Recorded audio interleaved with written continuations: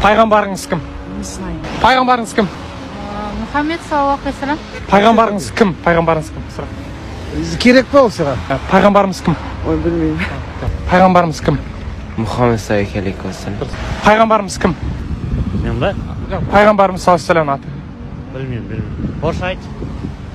Кто наш пророк? Мұхаммед. Пайғамбарымыз кім? Это на русском языке. Кто наш пророк? Пайғамбарымыз кім деген сұрақ. Пайғамбар кім? Ой.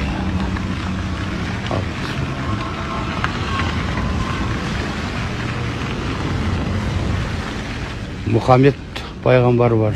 Я, оған дейін де болды. Пайғамбардар енді көп. Ең бірінші пайғамбарды білесіз бе? Жоқ, қазір ойыма түспей тұр. Иә, түсініп тұрмын. Сіздің жасыңыз нешеде негізі?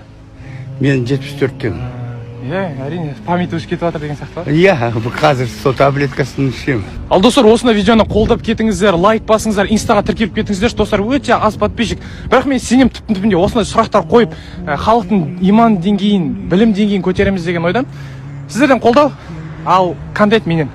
Жақсы, аман сау болыңыздар.